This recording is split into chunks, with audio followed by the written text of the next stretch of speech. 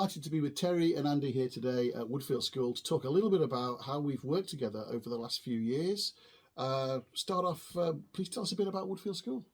Okay, so Woodfield School is a secondary special school for pupils with learning and additional needs. It used to be 2 form entry, but it's grown significantly during the period that we've been working together, and it's now 3 form entry. And it's expanding. We're currently going through a physical expansion, so exciting times. Excellent. And so we were introduced to you via Google. So you decided at the start of the COVID lockdown to accelerate your plans to go into Google. What was it about Google that initially attracted you to Google for Education before, prior to COVID? Yeah, so prior to COVID, we had decided, because of part of what we do as a special school, is we have to provide very flexible learning arrangements for a number of our pupils. And we had a number of pupils that were struggling to access education by physically attending. And so we were looking at a remote learning platform and putting something in place prior to the pandemic. And that's when I spoke to Andy about looking into what we could access and what would be the best option, really. And that's where you came forward with Google. Yeah, so we already had Google in the pipeline. So Google was already, so I'd already done quite a bit of research before the pandemic hit. So, and we'd looked at a variety. We'd looked at Google, we'd looked at Teams, we'd looked at, there's a couple of others that have gone totally out of my head now, that we could have used, Seesaw and stuff like that, of different learning platforms. And just through talking to other schools, my own individual research, we had already chosen that Google was probably the best route for us, purely because of the accessibility for our pupils. We didn't quite at that point realise how much of an impact that would make, but we thought that was the most accessible tool for us. At that point, we didn't think about we'd become a Google school. We just thought we would use Google Classroom as an app, not as anything else. We would just use Google Classroom. And then the pandemic was about to hit, and within a very, very short time, we rolled out something that was, in my opinion, absolutely spectacular. I think we were aware that the schools could possibly close. I contacted Google. Google put me in touch with yourself, Stuart, which we had an initial conversation. And I think that, if I remember rightly, that conversation was on the Tuesday. Schools were closed on the Thursday, I think. But by that point, we'd already had Google within those 2 days. We'd got Google within the school. You guys had trained me. I had trained the other staff remotely, and we were ready to go. To start using Google. The next 3 weeks, that's where our partnership really, really changed and grew, because we went from using Google for remote learning to then going, okay, this is really accessible for our pupils. It's actually really good for the teachers, because it helped us during a difficult time for us to still work together remotely by using things like shared Google Docs, shared Google Slides, Jamboards, Google Meets, Google Chat, all those things that allowed us to still communicate effectively. And I think from within 2 weeks as a school, we'd gone, let's think about how we can really roll this out successfully.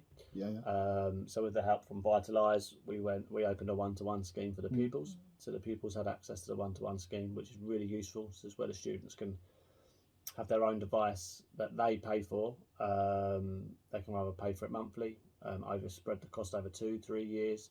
They can pay up front for it. But that device comes with insurance, but it also comes with an educational license, which allows that device to come into school and to go home from school, which is probably the only legal way of actually allowing a pupil to bring their own device into school and to be used in the classroom. So that was very useful. As a school, we also heavily invested in Chromebooks in school for the pupils that didn't want to access the one-to-one. And then it just kept spiralling from there, really. And it was a number of things that happened, some beyond our control. We had a very old network in place, and during the second month, I think it was, of lockdown, our Wi-Fi broke in the school, our internet system crashed, so we needed to look at replacing it, and to fix our old internet cost was around about £4,000. But in actual fact, what we ended up doing is we totally put a whole new system in. I mean, Stuart will be able to tell you exactly what we had in, but we had a whole new, all the switches were changed, the provider was changed, rewired, recabled, Wi-Fi points in every single classroom in the school. We went from a very old, I've forgotten what it was called, but now we have... Yeah, so we, via one of our partners, Computer to Cloud, we worked together to essentially rip out the entire old network, replaced with brand new Ubiquiti kit, and rewired. So you had Ubiquiti switches, Ubiquiti Wi-Fi, all managed via the cloud to give you a brand new enterprise network. We chose Ubiquiti because of the value for money. It's very affordable for schools. It's very good value for money. And we also replaced the internet connection as well. We doubled that to half a gig. It was about a quarter of a gig initially. We've now got half a gig straight through to the internet, and a brand new network to effectively provide Woodfield with a basis to use Google really effectively, but also expand the use of technology in the school from that point onwards. And it's been rock solid and managed via Computer to Cloud from that day onwards. Yeah, it really has. And now we've gone from the stage of having an internet speed that ranged between sort of 30 to 100 meg download speed, to now we're getting frustrated if we're only getting 150 to 200. We're getting between sort of 200 and 500 meg download speed every day, which is absolutely fantastic. Even when we've got the whole school on a Google Meets, it's still just about running, which is really, really great. But then the journey went again a little bit further, because unfortunately our existing IT support member of staff retired just as the new network was going in. So we ummed and ahed of, do we reappoint to get a new IT technician within school? Again, through working with Vitalize, we created a partnership with Computer to Cloud, who put in the new Wi-Fi system, and they've become our IT support alongside with Stuart. So Stuart and his team manage all our Google side. Computer to Cloud still manage, because we still have a little bit of Windows within the team, within the school. I can talk about that in a bit. And they manage our on-school servers that we currently have. So they manage that. So they're our first line and second line support for IT within the school. And now we just literally have myself and one of our ladies in the office that support if we ever need hands and eyes. But again, all of that is overseen by Stuart and Vitalize. So it's really, really helpful, because for us as a school, we know that myself, Terry, Michelle, our business manager, we've got one central point of call.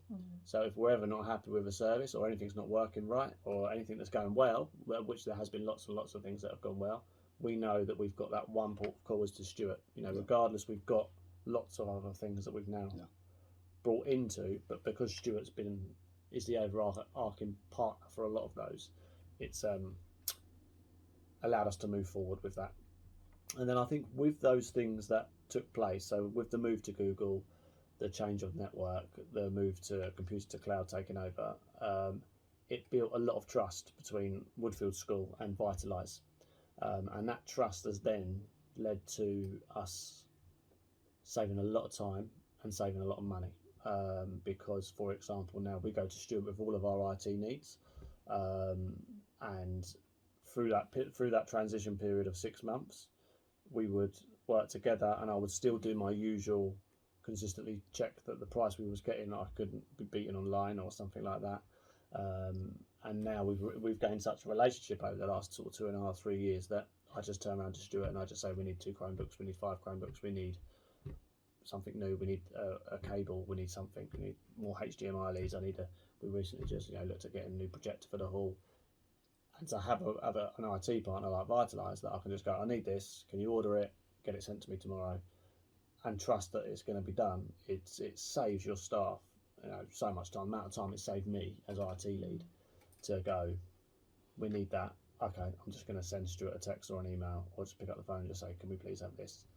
And I think that relationship is key in building that relationship over time, because I think you've got an understanding now as time has gone on about the workings of the school. Yes. You know, really understanding the needs of the school, the needs of the staff, the needs of the pupils, and also that working with us in being very solution focused, because within education you're constantly hit by more challenge, more problems, things to overcome, which became increasingly so during COVID. And being able to work together on, right, this is the problem, this is the challenge, how do we get over that or get through that, this is what we need as a school, and you listening to that and coming forward with different solutions. So it's been easy that it's grown over time, because each time we've hit a stumbling block, you've been able to go back and say, but what about this, and do you know of anything that might, you know, address this situation. That's or very this true. problem. Yeah. And also going back to the needs of the pupils, when it did, you know, when COVID did hit and everything had to go remote, I'm sure in all schools, head teachers, senior leadership teams, teachers were thinking, how on earth do we ensure that children can access their learning remotely? And we were slightly ahead of the game with that, because we'd already got the ball rolling to some extent. Got you up and running very quickly. But then to move forward so quickly, I think at the back of all of our minds is, how are the pupils going to be able to cope with this? But, you know, we had 90% pupils, you know, not initially, but not that far into the pandemic, that were all accessing remote learning. And it's not perfect for some of our learners.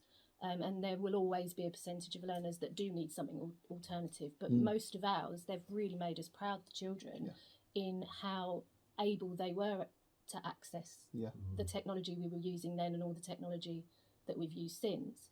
And education is about preparing young people for adulthood and the world of work. And our pupils are going to be able to leave knowing that, and we're going to be confident that they can use technology really well. So 100%. I think that relationship has worked really well with regards to understanding the school. Yes. Yeah. And I think also with that relationship, and again, like what Terry was saying about the pupils being at the forefront and preparing them for adulthood, and the fact that also not one thing works for any pupil, not just at an SEN school. But so with that, it's been really nice, again, going sort of in our relationship, Stuart, to be able to go, I really want to be able to do this, but I've got a pupil that can't that are struggling to access this. So as an example, people will know that IT changed from IT to ICT and then to computing, and computing's the name for computers is generally stuck over the years, and there's a lot of elements of that, and there's elements of around programming, and that can sometimes be a difficult concept for any pupil, but for certainly some of our pupils. So I remember even just ringing Stuart and going, okay, so I've got pupils that I want to access programming. This is what I've done. This is what's worked. And so we off the back of that, we invested in Lego Spike. Now looking at Lego Essential as well, and it's been so engaging for our pupils. If you haven't seen what Lego Spike is, please do check it out, because we'll put some videos in it because it's for our pupils, it's so engaging. They absolutely love it. It's using Lego to build something, so they are learning programming skills because they're following instructions, they're using blocks, and every block's like a single piece of code.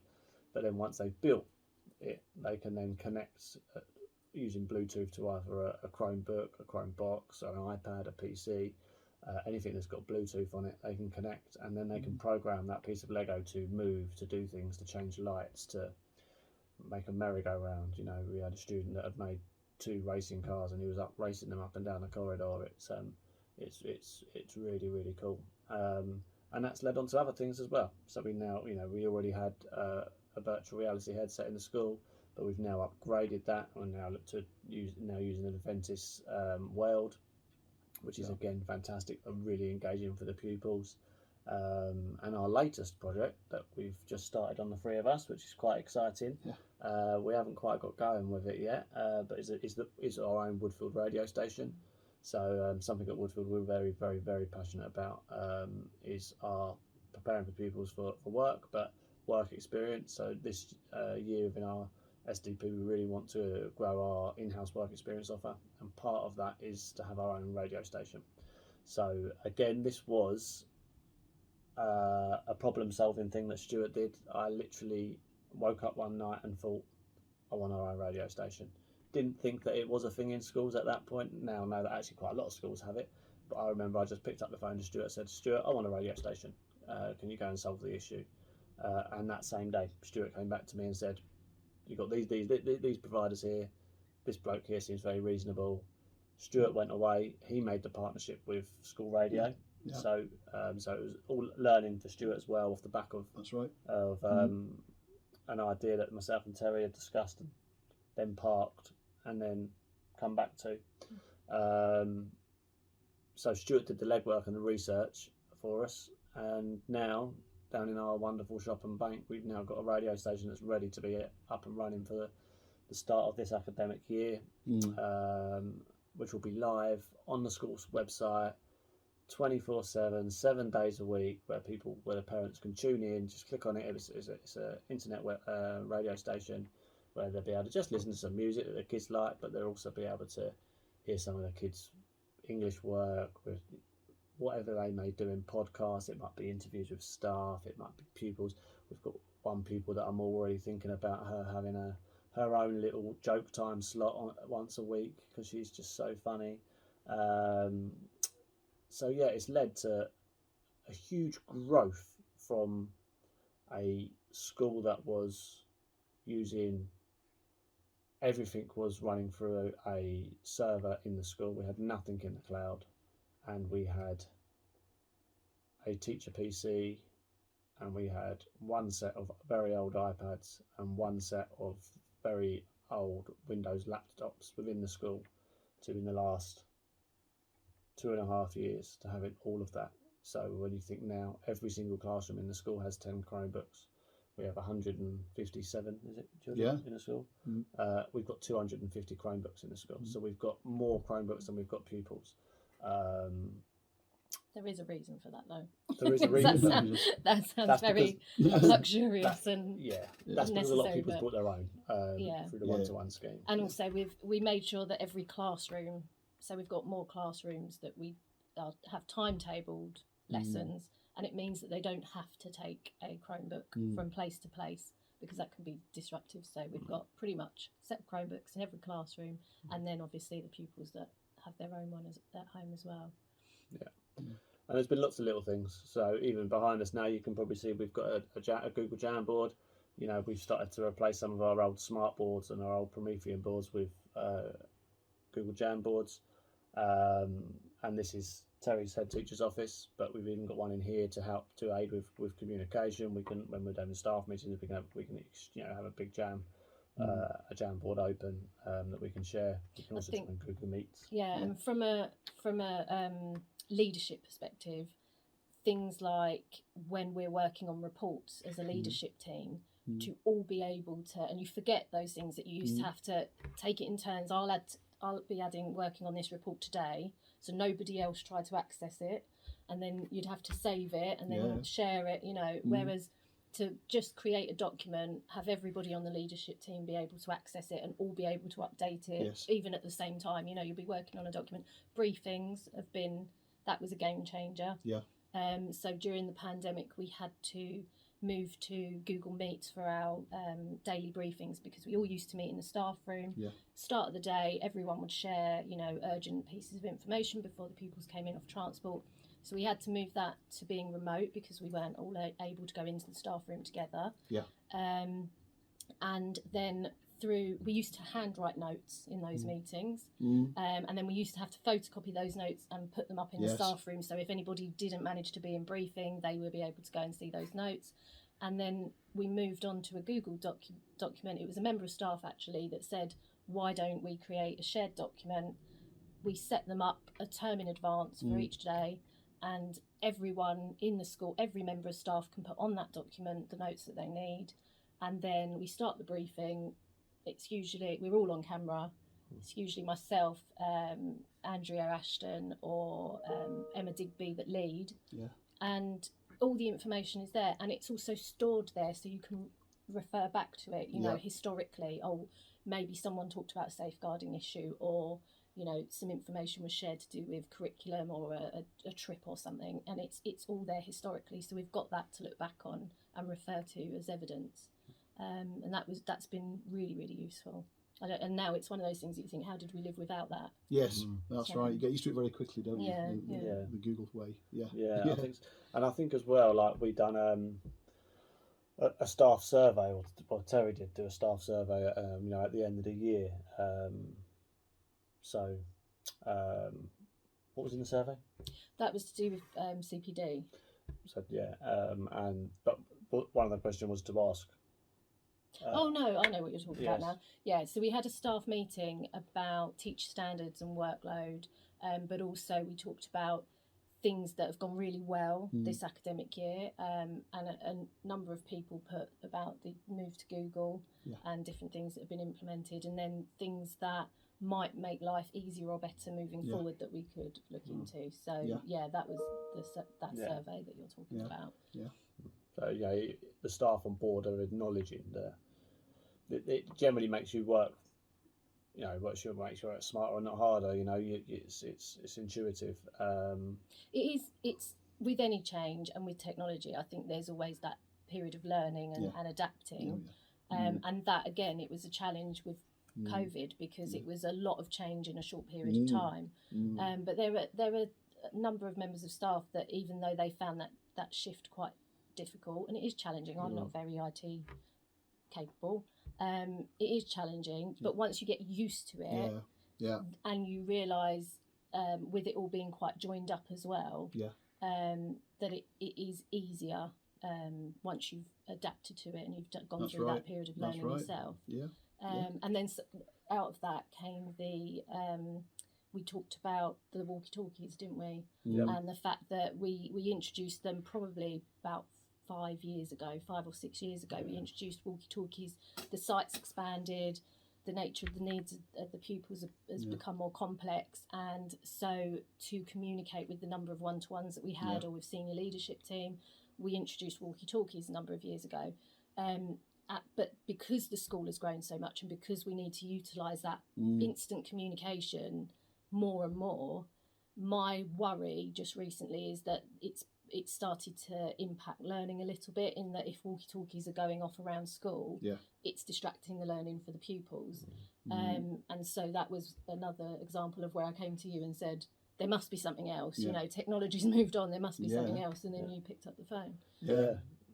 And that's down to, well, thanks to you, Stuart, for your problem solving. I dumped that on you, and you've gone away and hopefully found us a solution. We found a solution which we're going to pilot very soon, and they'll replace the walkie-talkies and has a whole host of benefits, digital recording of incidents and this sort of thing. So it gives you a lot of things on top of what you do with the walkie-talkie. So very excited to see how that develops. I think the whole journey's been very exciting. It's been very busy. It's been lots and lots of positive changes. But I think we're in a far different place as a school to prepare our pupils for adulthood. And it's been good fun. I think certainly enjoyed it. It's been exciting. It's been an exciting partnership because you've done so much. You've had so many ideas about what you can do, and it's been a marvelous. Woodfield's been a marvelous school for us to work with because you've got lots of ideas, lots of new projects and brilliant uses of EdTech going on in the school. It's a delight to work and continue the partnership for many more years to come. Exactly that, and I'm sure I'll throw a few more things your way this year, Stuart. Yes. Other crazy ideas and things for you to solve. That's right, and we'll be doing some open day events. We'll be showing other schools in the Surrey area what's out there, what can be done, how it's improving outcomes, how it's giving students more digital confidence to help them in their careers. So we'll be certainly looking forward to that as well. Yeah, definitely, and anyone that sees the video, watch this video, please do come and have a look, because come and see Woodfield. Yeah, we're very proud of what we've done. We're very proud of the whole school as a whole, but certainly myself, in charge of IT, very proud of the IT stuff, and I know Terry's proud of the whole school. But come and have a little look and see how we've used EdTech. Brilliant, thank you. Lovely to speak with you, Terry and Andy, today. Thank you very much for your time. Cheers, Stuart. Thank you.